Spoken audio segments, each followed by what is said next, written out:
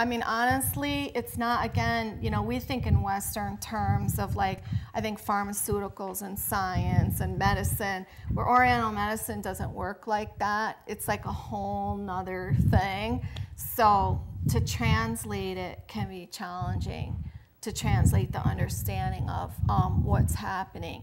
Because even certain points, like the kidney point, isn't just about the kidney. You know, you see kidney and it's a kidney point, but if someone say, and again, this is getting into diagnosis, which isn't my area, you know, that's for someone who's an acupuncturist, but if someone's having heart palpitations a lot, it might be appropriate, according to a diagnostician, that they get the kidney point. Reason being, kidney represents water, heart represents heat and fire, so the water extinguishes the heat and the fire. So there's a whole nother conceptualizing of the process in Oriental medicine. So some people think, oh, they relate it to pharmaceutical, because we're Westerners, that's how we're brought up, where if you take a pill, you should have this immediate reaction. This isn't like that. It's really about like peeling away layers of an onion. Okay. Now, this is for demonstrational purposes also, so people know what to expect. Normally, under normal circumstances, the person would sit quietly for 45 minutes. I wish we had that kind of time, because I'd like just to see Terry sit still for 45 minutes quietly. I'm sorry. Occasionally a point will bleed when the needle is removed, and we'll see that in a few minutes. This is normal. Did you have to read that He now? wants to read. He wants to see that. But no. And we just press, Janice, we just press a dry cotton ball or Q-tip to the site for a few seconds. Obviously, Janice disposed of all needles and blood-contaminated cotton balls in a biohazard container. That didn't, the lung point didn't hurt at all this time. So that one, the one that bothered you the first time, hurt more? Oh yeah, Okay. I didn't feel Wow, the, yeah, I didn't even get halfway through my page. And one thing too, again, this was her right ear. That's known as the more masculine ear.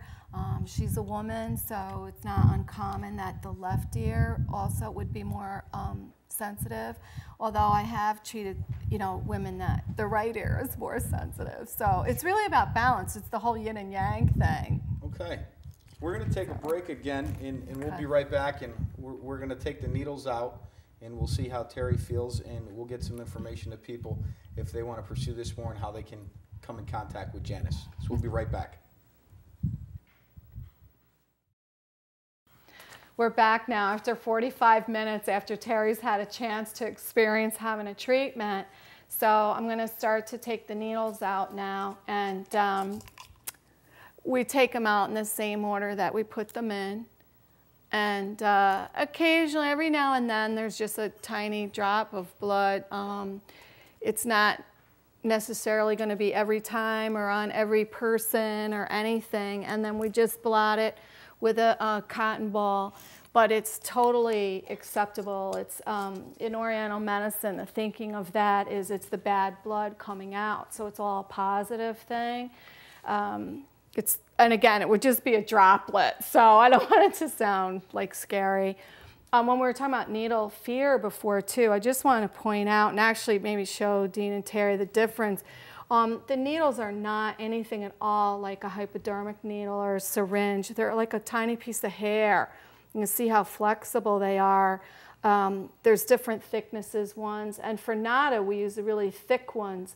The reason being they go deeper inside spiritually, again, not laterally into the skin. They go in the same depth as the skinny ones, but they go in deeper to the spirit and quicker than the really extremely thin ones. But someone getting acupuncture, say on their face, is a good example, or on their hands, would get these really skinny ones. So you can just kind of see how they're extremely different from a hypodermic needle. The experience is completely different. You're just going under the tiny surface of the skin. You're not hitting veins. You're not going anywhere near anything that's going to hurt someone. I just want to mention too, there's a tea that goes with the protocol. It's a herbal sleep mix tea that Dr. Smith developed the whole recipe for it. It's skullcap, yarrow, peppermint, chamomile, and catnip, but I think there's one other thing in there. And each component to it goes to depression and stress and anxiety. It was all created to go with the protocol. Also, a little seed magnet would go on the back of her ear, specifically the Shenmen point, which we'll do after the show. It's a gold-plated magnet, and it's just like on a little piece of Band-Aid. And that's going to stay on the back of her Shenmen point on her ear, just until it falls off naturally. It can be on for 3 weeks, it's fine. It doesn't matter and how long you leave it on. And it just keeps her energy going, her energy flowing, keeps it clearing out is what I mean to say. And I just kind of want to point out a couple really quick things was that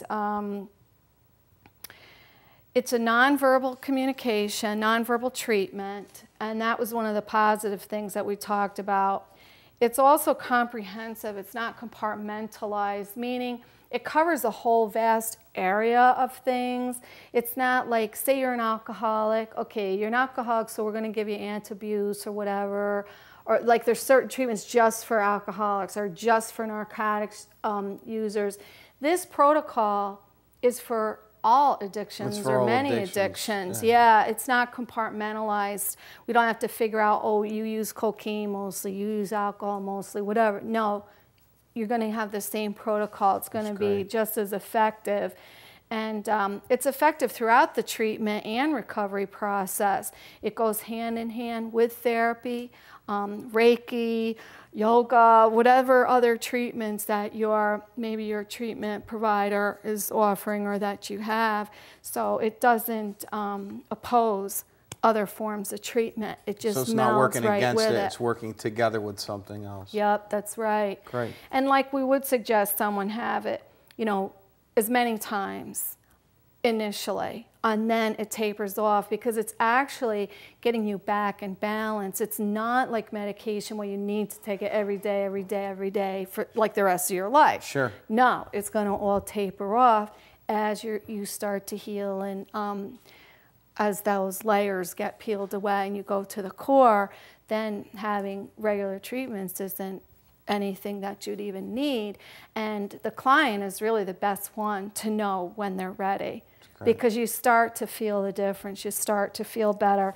And that's how people start to actually want to have treatment. They want to start taking care of themselves. And it just really works together with the whole health of the person who's receiving the treatment. Right. Finally, Terry, can I ask you how you feel? I see how you look. I was the biggest skeptic. You look tired, you looked relaxed, and how do you feel? I'm very tired and very relaxed, and I can't stop yawning. So there's definitely a difference there from when I got them initially put in. So, yeah. Great. So again, this is one more option we've explored today, acupuncture, an alternative treatment for the fight against drugs and addiction.